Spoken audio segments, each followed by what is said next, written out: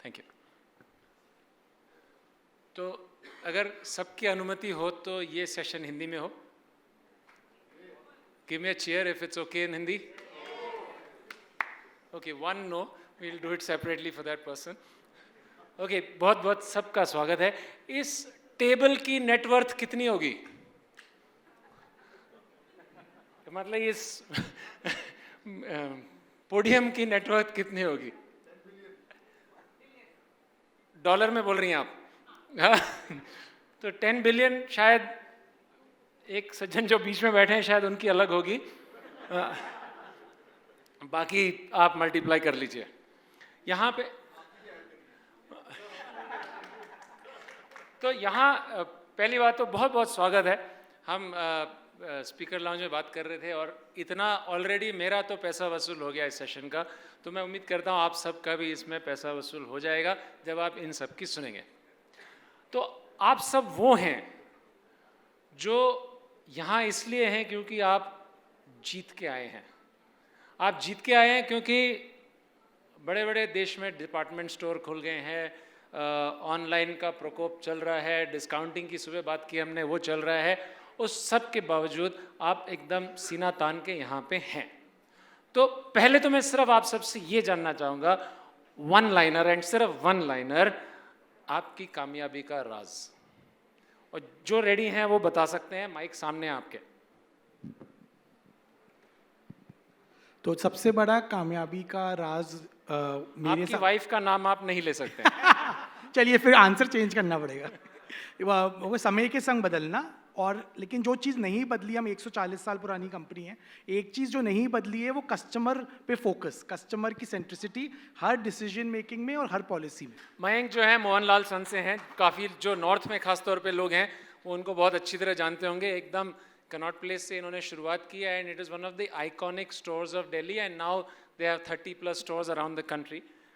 आप बाकी सबकी कामयाबी का राज। Hi everyone, thank you for having मी।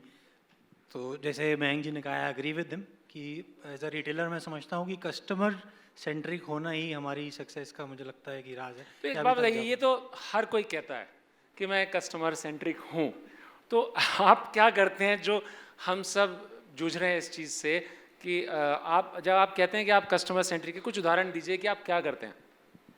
जैसे मैं एक एग्जांपल के तौर पे बताता हूँ कि जो बेसिकली हमारे जैसे सिटीज़ में जो एक पर्टिकुलर कस्टमर की मैं इसको ऐसे देखता हूँ कि ये सिर्फ हम बिजनेस नहीं कर रहे हैं, ये एज अ रीजनल रिटेलर हमारी रिस्पॉन्सिबिलिटी भी बन जाता है कि वो कस्टमर जो हमसे एक्सपेक्ट कर रहा है, जिस तरह की सर्विस, जिस तरह का प्रोडक्ट, वो हम उनको उस तरह से पहुँचा पाएँ। तो मुझे ऐसा लगता है कि उस चीज़ पे हम ज़्यादा फोकस करते हैं कि वो जो प्रोडक्ट का नीश है, जो मिसिंग पार्ट है, जो ब्रांड्स मिस कर जाते हैं, जो बड़े प्लेयर्स मिस कर जाते हैं, वो हम उस कस्टमर्स को दे पाएँ। बहुत अच्छे। हेलो, 40 साल के एक्सपीरियंस के बाद अगर कोई राज की बात आपको जाननी है तो एक बार तालियां जोर से बजेगी तभी बताऊंगा, नहीं तो नहीं बताऊंगा। चलिए बता दें। आप लोग आगे आ सकते हैं, बहुत जगह आगे। मेरे ख्याल से आप लोग सबको बड़ा बनना है जीवन में, और मेरे ख्याल से मैंने जितना सीखा है, हर जगह एक ही बात होती है कि हमारा एम्प्लॉय एट्रिशन, एम्प्लॉय ट्रेनिंग और हम टीम बिल्डिंग कैसे करें। मेरा मानना है कि हमारा एजुकेशन सिस्टम, हमारा ट्रेनिंग प्रोग्राम इतना अच्छा होना चाहिए। हर चीज़, मैं आज 40 साल से बिजनेस कर रहा हूँ, जिसको ट्रेंड करते हैं 9 महीने बाद देखते हैं कि क्योंकि उसकी वैल्यू बढ़ जाती है मार्केट में, हाँ, और वो देखते हैं इस डाल से उड़ के और उस डाल पे बैठा मिलता है। तो मैं चाहता हूँ कि अपना ट्रेनिंग प्रोग्राम इतना दुरुस्त हो, अपनी कंपनी में एक स्कूल चलाएं जिसमें अपने आगे से आगे ट्रेनिंग प्रोग्राम से ऐसे बच्चे रेडी करें जिससे ये बातें बंद हो जाए कि हम अपने सपने पूरे करने में केवल एक ही प्रॉब्लम है, वो है टीम बिल्डिंग, टीम ट्रेनिंग। तो मेरे लिए एकदम सच बात यही है कि जो आदमी टीम ट्रेनिंग और टीम बिल्डिंग पे ध्यान देगा वो पूरा सक्सेसफुल बिजनेसमैन बनेगा, केवल रिटेल में नहीं, हर बिजनेस में। Thank you. तो मैं इसमें शेयर करना चाहता हूँ अग्रवाल जी और सबके साथ। हम मदुरा में एक प्रोग्राम चलाते हैं प्रगति, और वो प्रोग्राम जो है, हमारे टोटल करीब 25,000 एम्प्लॉयज़ हैं फ्रंट एंड में, और हर साल हम उस प्रोग्राम से 1,000 स्टोर मैनेजर क्रिएट करते हैं उससे। तो ये प्रोग्राम ऐसा है जिसमें हर साल, और कई सालों से करते आ रहे हैं, जहाँ 900 to 1,200 स्टोर मैनेजर हर साल हम क्रिएट करते हैं। लोग L1, L2, L3, L4 4 level से गुजरते हैं, senior CCA, assistant store manager, area retail manager, तो ये इससे गुजरते हैं। और मैं कहता हूँ हम इसमें उन्हें इंग्लिश भी सिखाते हैं, स्पोकन इंग्लिश सिखाते हैं, न्यूज़पेपर पैराग्राफ पढ़ना सिखाते हैं बैक रूम में बिठा के। हम उसमें मैथमेटिक्स, बेसिक मैथमेटिक्स, मल्टीप्लिकेशन, अगर आपने 1200 रुपये में 20% डिस्काउंट दिया तो कितना बनेगा, ऑल दीज बेसिक मैथमेटिक्स ये हम सिखाते हैं उन्हें। तो बहुत गर्व के साथ कह सकता हूँ जो आप कह रहे हैं करते हैं, और इसका बेनिफिट एक तो बिजनेस में मिलता है, दूसरा एक सेटिस्फैक्शन भी मिलता है कि आप नेशन बिल्डिंग कर रहे हैं, इसमें बहुत बहुत एक सेटिस्फैक्शन भी मिलता है। That's truly great I think. Thank you. मैं अपने एचआर में बोलूँगा कि कल से मदुरा में कोचिंग चालू करे। ठीक है, अगर उसका भला हो रहा है तो वो भी अच्छी बात है, अगर एम्प्लॉय का अच्छा हो रहा है तो it's a good thing, right. Vijay from others, Shambhav. Yes, सवाल वही है। सवाल वही है, आपकी कामयाबी का राज कैसे आप इतने अच्छे से आपने जेट ब्लू को बनाया, इतना बढ़िया नेटवर्क बनाया है। कस्टमर सर्विस तो इन्होंने बोल दिया, इसके आगे आपने क्या किया? देखो, कस्टमर सर्विस तो हमेशा से वो इंटीग्रल पार्ट रहा ही कंपनी का, कि उसके बिना कुछ भी नहीं है। ग्राहक भगवान है, ये हमारे हिंदुस्तान की एक मान्यता भी है, यही सिद्धांत पे हम चलते हैं रिटेलर्स।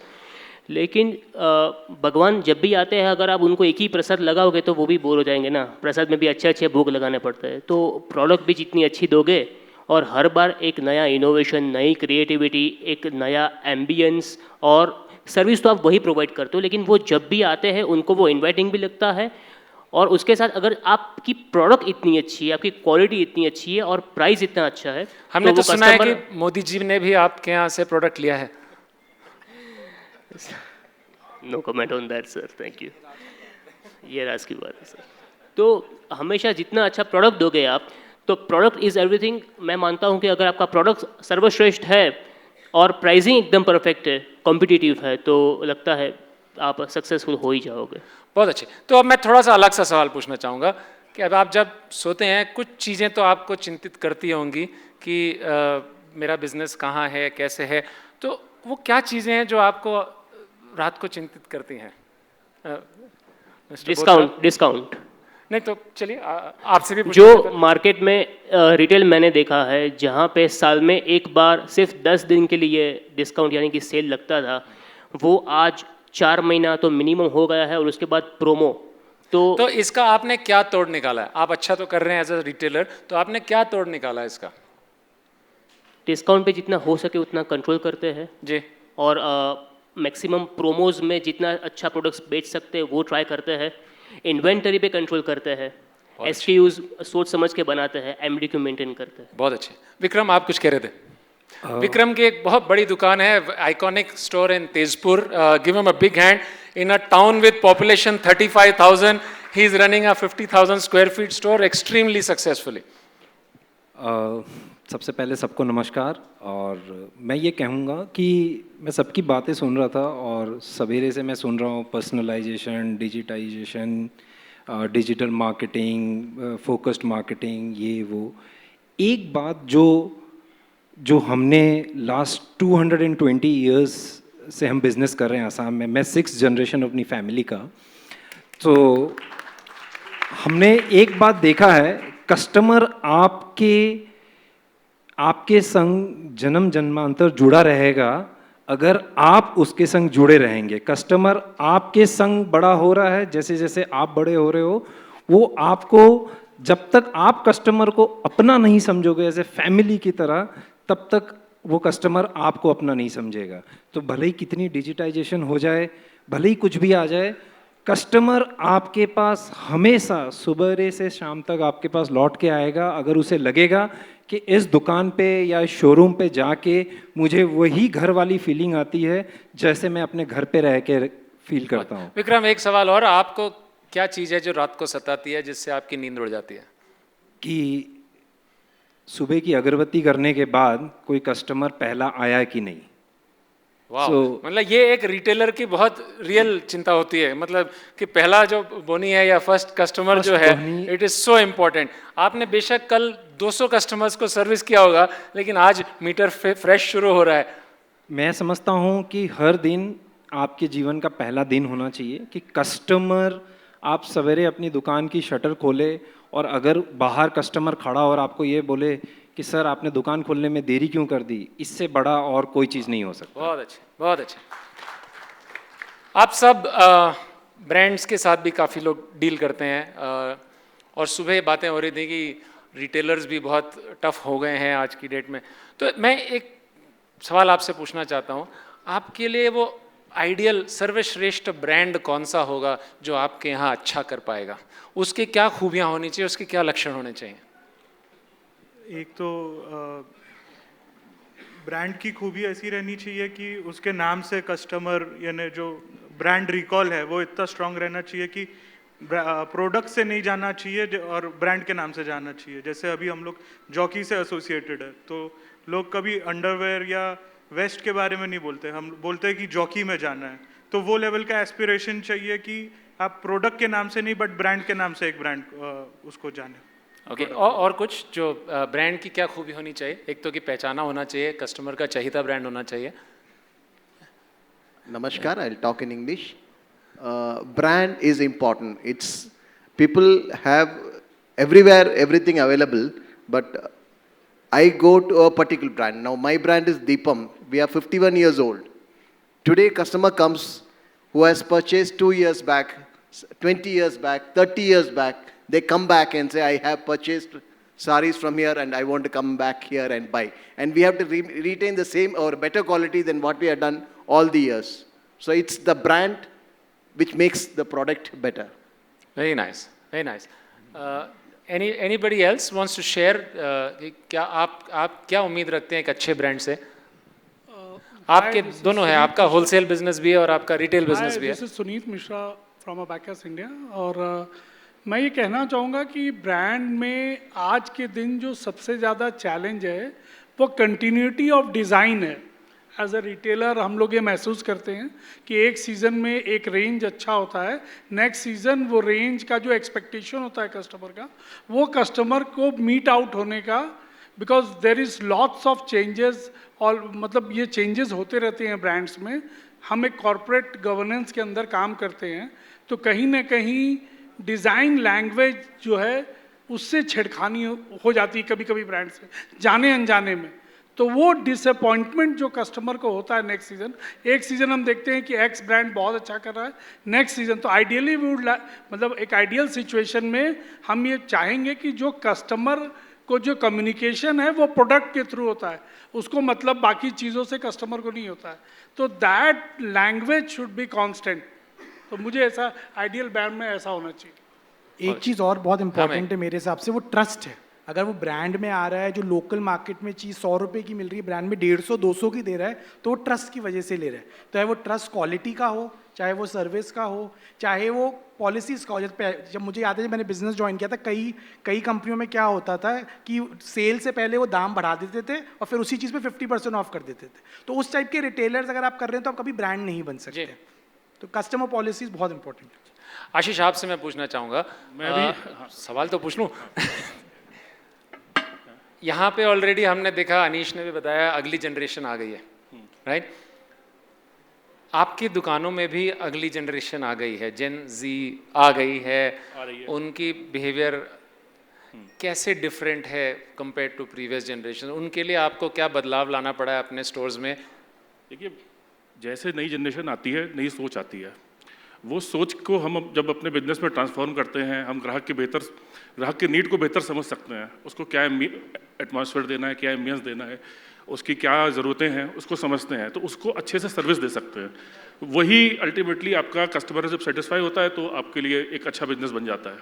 तो सबसे इम्पोर्टेंट वो है कि आप कंटिन्यूसली मतलब सीखते रहिए और आगे चीज़ों को चेंज कर करके बढ़ाते रहिए। पर मैं सबसे पूछना चाहता हूँ, how is the Gen Z customer different from millennial और जेन एक्स कस्टमर? जो 40 साल का कस्टमर है आज आपका वर्सेस जो 22 साल का कस्टमर आपके स्टोर में आ रहा है, क्या फ़र्क दिखता है आपको और उसके हिसाब से आपको क्या चेंज करने पड़े हैं? हमने being a very legacy retailer, हमने जनरेशन आफ्टर जनरेशन देखा है। हमने उसके दादा को कपड़ा बेचा है, उसके परदादा को बेचा, आज उसको बेच रहे हैं, अब उसकी अगली नस्ल को बेचेंगे।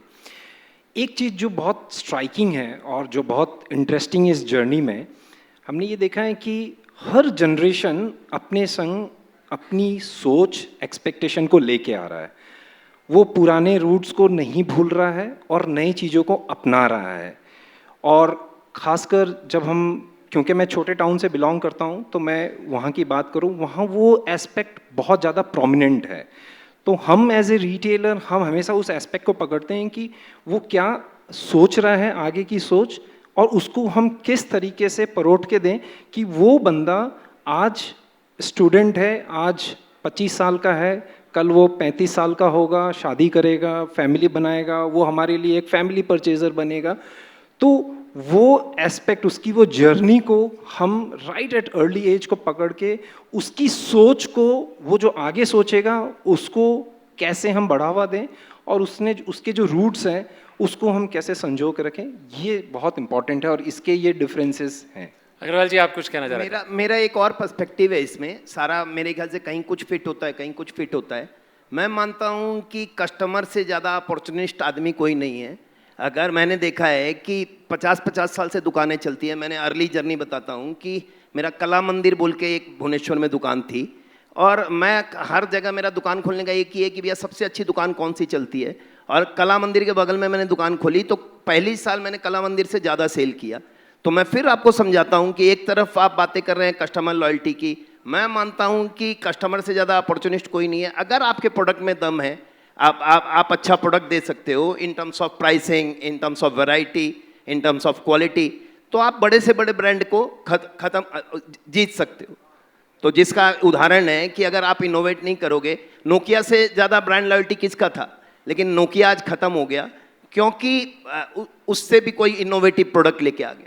तो आप लोग ज़्यादा ध्यान दीजिए कि भैया हम इनोवेशन में, और इनोवेशन में भी सबसे ज़्यादा ध्यान दीजिए स्टैंडर्ड ऑपरेटिंग प्रोसीजर। तो अग्रवाल जी, आपके सेगमेंट में तो अभी काफ़ी सारे लोग एंट्री कर रहे हैं, स्केल अप कर रहे हैं, कहीं जूडियो है, कहीं स्टाइल यूनियन है, तो बहुत सारे। तो आपका क्या रेसिपी है, क्या फॉर्मूला है इन ब्रांड्स के होते हुए भी आप जो सक्सेसफुल हैं, तो इसकी क्या फॉर्मूला है?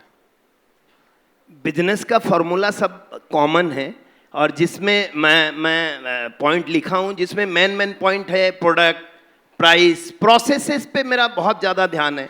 और प्रोसेसेस जितना हम लोग बिल्ड कर रहे हैं, मैं आपको एक छोटा सा उदाहरण देता हूँ कि आप लोग क्या उसको बोलते हो, फिक्सचर बोलते हो, और फिक्सचर में हम लोग उसको आई रॉड बोलते हैं। मेरे पास धीरे धीरे ऐसा हम टेक्नोलॉजी डेवलप कर रहे हैं कि किस आई रॉड में कौन सा आर्टिकल लगा हुआ है और वो कितने पीस है, और वो हर दिन मेरा वो जो सेल्समैन है वो फोटोज में अपडेट कर देता है, और हमको उसकी क्वांटिटी दिखती है और उसका डिस्प्ले दिखता है और उसका पर आई रॉड का परफॉर्मेंस दिखता है कि ये आई रॉड कैसा परफॉर्म कर रहा है। तो अगर जो भी बंदा यहाँ बैठा है, अगर वो जितना ज़्यादा इन्वेस्टमेंट हम प्रोसेसेस में करेंगे और उसकी ट्रेनिंग में करेंगे तो वो सफल होंगे। मेरा यही एक्सपीरियंस। बहुत अच्छे। मयंक, आप कुछ कहना चाह रहे थे? हाँ। मैं कह रहा हूँ आपका जेनजी का क्वेश्चन जो था, उससे कनेक्ट करने के लिए आई थिंक स्टोरी टेलिंग बहुत ज़रूरी है। तो एंड जेनजी को जो हमारा एक्सपीरियंस है कि अच्छी एक स्टोरी आप बता रहे हैं, चाहे आपका ब्रांड नया हो। कोई एग्जांपल दीजिए, कैसे आपने कोई स्टोरी सेलिंग की? हाँ। अभी हमारे लिए भी वर्क इन प्रोग्रेस है वैसे, लेकिन स्टिल हमने जैसे अभी बीच में सोशल मीडिया पे एक सीरीज रन करी, हमने अपने कस्टमर टेस्टिमोनियल्स बताए कि कैसे कई 3-3 पीढ़ियाँ हमारे पास कई बार एक संग स्टोर पे आ जाती हैं। तो उसका हमने वीडियो अपने सोशल मीडिया पे डाला, उनकी सबकी टेस्टिमोनी डाली, तो उस चीज़ से बहुत अच्छा कनेक्ट करा हमारे कस्टमर्स ने, क्योंकि बहुत और लोगों ने फिर अपनी टेस्टिमोनियल्स हमको दिए उसके लिए। तो सोशल मीडिया पे थोड़ा फोकस, ऑनलाइन सेलिंग जैसे हम सबके लिए सब कर रहे हैं, लेकिन हमारे स्पेस में अभी भी कस्टमर टच एंड फील करना चाहता है, लेकिन उससे कम से कम हमें वो नए मार्केट्स के अंदर हमें फाइंड आउट कर लेता है, भले ही दुकान पे आके खरीदे, but at least the discovery process happens online. बहुत अच्छे। एक चीज मैं बोलना चाहूँगा, एक कि मैंने ना अभी मेरी 110 दुकानें हैं और मैंने एक कमांड सेंटर बनाया है मेरे हेड ऑफिस में। वो सीसीटीवी से हमारे 110 दुकानों में क्या चल रहा है, हमारी एक टीम पूरी 12 लोगों की 15 लोगों की वहाँ मॉनिटरिंग कर रही है। उससे मेरे को बहुत फ़ायदा हुआ। मालूम नहीं यहाँ कितने लोग ऐसा कमांड सेंटर बनाए हैं जो सारी दुकानें मॉनिटरिंग हो रही है। 14 घंटा, सवेरे अगर 7 बजे दुकान खुल रही है, रात को 12 बजे बंद हो रही है, तो 14 घंटा मॉनिटरिंग चलती है। Okay, thank you. शन भाव, आप कुछ कह रहे थे? सर मैं ये मानता हूँ सर कि सबसे इम्पोर्टेंट है ये जेन जी की बात करें, यंगस्टर्स की बात करें, तो आपको वो समझना पड़ता है कि उनके माइंड में हमेशा क्या चलता रहता है, उनको जो चीज़ अट्रैक्ट करती है वो क्या होती है। तो उनको सेलिब्रिटीज़ बहुत अट्रैक्ट करते हैं, उनको सोशल मीडिया बहुत अट्रैक्ट करता है, उनको इन्फ्लुएंसर्स बहुत अट्रैक्ट करते हैं, क्योंकि आज उनका काफ़ी वक्त मोबाइल पे बीतता है, क्योंकि यही है आज का सबके हाथ में होता है फ़ोन। तो और ये होता है संभव खुद तो जेंजी हैं तो नहीं सर। तो मैं हमेशा ये देखता हूँ कि प्रोडक्ट इनोवेशन तो ठीक है, लेकिन आप अच्छे ब्रांडिंग, अच्छे मार्केटिंग करते हो और एक यूथ फेस अगर आपकी ब्रांड के साथ जुड़ा हुआ है, जी और आप जितना ऑफलाइन अपना प्रेजेंस में हो उतना ही अगर आपका ऑनलाइन भी स्ट्रांग प्रेजेंस है, तो मुझे लगता है वो जेन ज़ी भी आपके साथ जुड़ के रहेगा हमेशा। बहुत बढ़िया, बहुत बढ़िया। विक्रम कुछ कहना चाह रहे थे?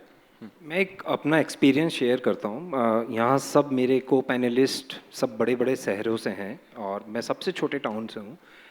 मैं आपको बताता हूँ हम लोग कैसे कनेक्ट कर रहे हैं इतने सालों से। सबसे conventional method of marketing, I am sure billboards हुआ करता था, होर्डिंग्स। हम लोगों ने ना बड़ा इनोवेशन किया इस पे।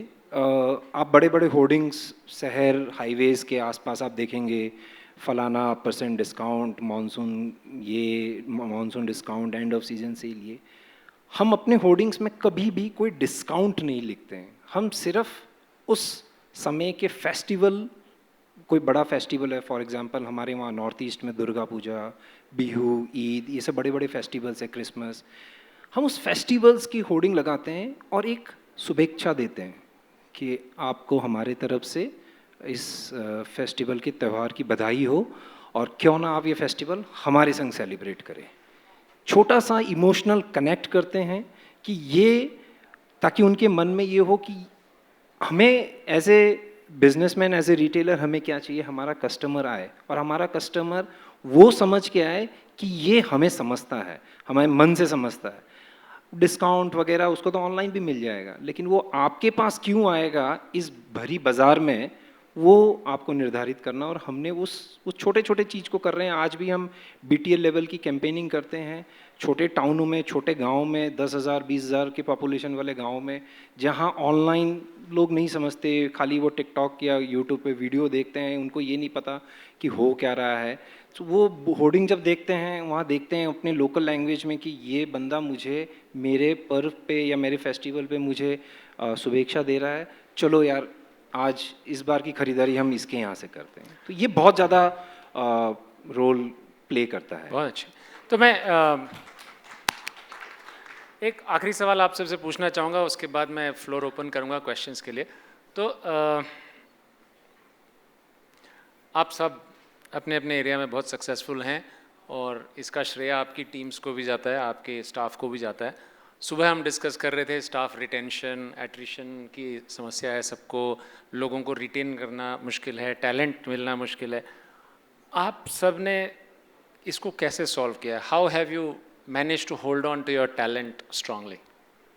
विजय, you want to take shot? हाँ, go ahead. So I am in the franchising business and we run one of the most aggressive incentive.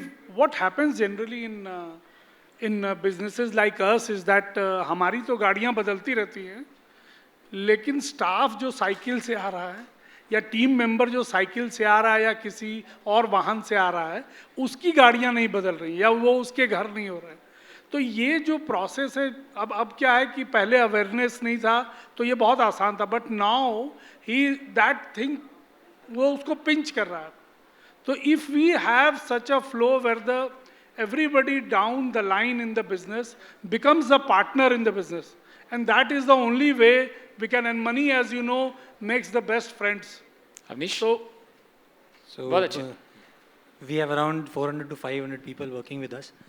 तो बेसिकली हमने उसमें से जैसे आइडेंटिफाई किया कि ये 50 लोग हमारे पिलर्स हैं। बेसिकली जैसे कि एक बिल्डिंग भी कुछ पिलर्स पर टिकी होती है, तो ऐसे ही हमने आइडेंटिफाई किया कि ये 50 लोग उनमें से हैं जो हमारे पिलर्स हैं, जिनका एक तरीके से हमको पूरा हर समय सपोर्ट करना है, हर तरीके से उनकी जो भी रिक्वायरमेंट है, इधर इट इज़ एडवांसेस और इधर इट इज़ हेल्थ वाइज, किसी भी तरह हम उनको जिस तरह सपोर्ट कर सकें। तो बेसिकली एज अ फैमिली उनको हम ट्रीट करते हैं।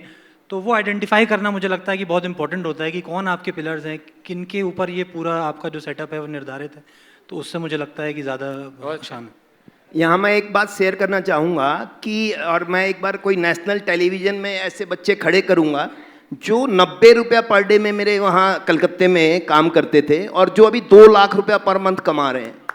तो आपको वो क्वालिटी क्रिएट करनी पड़ेगी उनको ट्रेनिंग दे के। और अभी भी मेरी कंपनी एस्पायर कर रही है, मेरा like to like sales growth last quarter का 45% है और उसमें 90% लोग ऐसे हैं जो एक किसी ने किताब भी लिखी है कि एवरेज लोगों से, बहुत एवरेज लोग हैं मेरे पास और उनको ट्रेनिंग दे के और वो टिकते भी हैं और वो काम भी बहुत अच्छा करते हैं। तो आप एवरेज लोगों पे ज़्यादा भरोसा करें। मेरे ख्याल से दुनिया ने उनको एवरेज समझा था, आपने उन्हें खास समझा और उनको बनाया खास। That is the magic, that is the magic. Pratyush गेसन्स, Nagpur, one of the iconic retailers of Nagpur.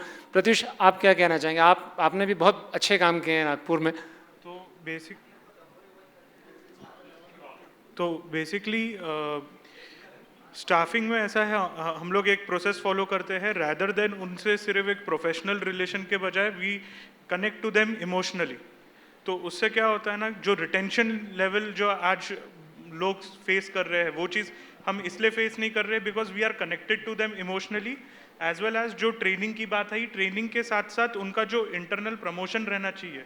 We try to make our managers from sales only, यानी हम सेल्स लेवल से स्टाफ को लेते हैं और उसको मैनेजर की तरह ग्रूम करके उसको फिर एक पूरा स्टोर मैनेज करने के लिए देते हैं। बहुत अच्छे। तो मैं अब आप सबके लिए फ्लोर ओपन कर रहा हूँ। यहाँ पे सारे दिग्गज बैठे हैं। हाँ, टेक 30 सेकंड्स विक्रम। अग्रवाल जी और इनके पॉइंट पे मैं एक पॉइंट कहना चाहूँगा, एक बहुत इंटरेस्टिंग पॉइंट है। अग्रवाल जी ने बहुत अच्छा पॉइंट एक रेज किया। हम जैसे अपनी कंपनी में करते हैं और जो इन्होंने ट्रेनिंग की बात बताई, एक बहुत अहम चीज़ मैं बताता हूँ आपको कि जो ये सेल्स फ्रंट वाले होते हैं, ये 10वीं कक्षा 12वीं कक्षा पढ़े हुए हैं, एजुकेशन इतना ज़्यादा है नहीं, उनकी जो फैमिली जो इनकम लेवल है वो उतना है नहीं, आकांक्षाएं बहुत है, मेहनत करने की लालसा बहुत है इनके अंदर। एक चीज़ हम हमेशा, जब कोई भी बंदा हमारे इंटर्नशिप प्रोग्राम में जब ज्वाइन होता है तो हम उसको डे 1 से एक चीज़ सिखाते हैं, आपको ये दुकान अपनी दुकान की तरह समझना है। अगर आप इतने एम्प्लॉय को रखते, इतना प्रोडक्ट्स, इतनी इन्वेंट्री रखते, ये लाइट का खर्चा अगर आप उठाते, तो आप क्या करते उस खर्चे को निकालने के लिए? अगर आप एज ए ओनर सोचोगे तब आप उस चीज़ को जीत पाओगे। तो मुझे लगता है कि ये जो टीचिंग है, ये जो लर्निंग है, अगर हम ये अपने छोटे से छोटे एम्प्लॉय के, एंट्री लेवल एम्प्लॉय में अगर मन में ये बीज को बो पाए कि आप इस कंपनी के मालिक हो, आप इस कंपनी के प्रमोटर हो, अगर आपके पास ये दुकान होती और आपके पास ये इन्वेंट्री, ये प्रोडक्ट, ये सारी चीज़ें होती, तो आप कैसे करते? अगर आप उसको कर पाते तो आप यहाँ भी कर पाते हो। बहुत अच्छा। तो ये चीज़ बहुत ज़्यादा इम्पोर्टेंट है। एंड यहाँ मैं देख रहा हूँ कि हमारे ऑडियंस में भी बड़े दिग्गज रिटेलर बैठे हुए हैं, तो मैं पहले सवाल का अवसर श्री नवीन पीशे, जो PN Rao and sons, one of the iconic suit retailers, wedding retailers of Bangalore. Naveen, आप इस पैनल से क्या सवाल पूछना चाहेंगे? सर, मैं ये सवाल पूछना चाहूँगा कि ये लोग पुराने इन्वेंट्री कैसे निकालते हैं, क्योंकि डिस्काउंट नहीं है, ऑनलाइन से कंपटीशन है, तो ये पुराना इन्वेंट्री कैसे निकालते हैं? मैं इसका जवाब देना चाहता हूं। ये सवाल आप किससे, विजय से पूछ रहे हैं? किससे? नहीं, कोई भी दे सकते हैं। मैं देता हूँ इसका जवाब। हम लोग जो करते हैं, आप सही कह रहे हैं, सब कुछ ट्राई कर लिया, डिस्काउंटिंग कर लिया, सब कुछ कर लिया। एक हमारे एरिया में एक टर्म है टिक्का, जिसको कहते हैं, which is per piece incentive. हमारे एक्सपीरियंस में सबसे अच्छा वो काम करता है dead inventory. On some of our pieces we give as much as 10% off the value, because otherwise is dead stock, we'll have to write off that stock. उसका better है कि उसको राइट ऑफ करने की जगह हम वो इंसेंटिव देके। और आप क्या नाम बताया उसने आपका? टिक्का, उसको टिक्का कहते हैं नॉर्थ में। ओके, तो पर पीस इंसेंटिव एंड 80% स्टॉक निकल जाता है उससे, हमारे एक्सपीरियंस में। यहाँ पे भी मैं एक अलग पर्सपेक्टिव देता हूँ। साल भर पहले तक मेरे बेटे से मेरा बहस चलते रहता था, बोला सारी दुनिया खाली एंड ऑफ सीजन सेल लगाती है पापा, आप हर समय जो भी माल, एक तो आप इन्वेंट्री को यंग एज में पकड़ना चालू करिए, 15 दिन बाद ही आपको मालूम पड़ जाना चाहिए कि आपकी कौन सी इन्वेंट्री नहीं मूव कर रही है। और मेरी दुकान में आप कहीं पे भी जाइएगा, अब वो बेटा पढ़ने गया 1 साल बाहर, तो मैंने एक नया फार्मूला लगाया और अब मेरी दुकान में हर समय हल्ला बोल चलता रहता है। मैंने उसको जो इन्वेंट्री को लिक्विडेशन के लिए हल्ला बोल के टेबल लगाई है और टेबल में हर समय एक चलता रहता है 100 रुपये में शर्ट, 100 रुपये में शर्ट, 100 रुपये में शर्ट। उससे मेरे को बहुत बड़ा फायदा मिला है। तो दो बातें यहाँ हैं, एक तो आप यंग एज में इन्वेंट्री पकड़िए कि क्या आपका मैंने खराब होने वाला है, और उसको पूरे साल मैंने हमारे लिए वो बहुत फायदेमंद रहा कि पूरे साल हम बेचते हैं कि कोई भी डेड इन्वेंट्री है उसको मैंने बहुत कम दामों में हम लिक्विडेट करते हैं, तो उससे हमको बहुत फायदा। बहुत अच्छे।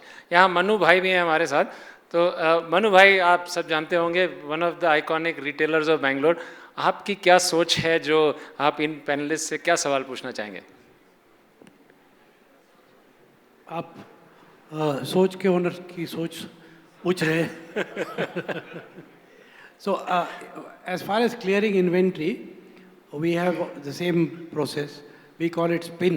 Spin is special incentive. So tikka and spin, ladies and gentlemen, are the two mantras for you.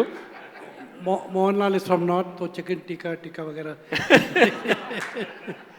So that works very well for us. So the only thing we have to be very careful about is, agar in one store, if I have, let's say, 1,000 saris, the amount of spin products in that should not be more than 20%.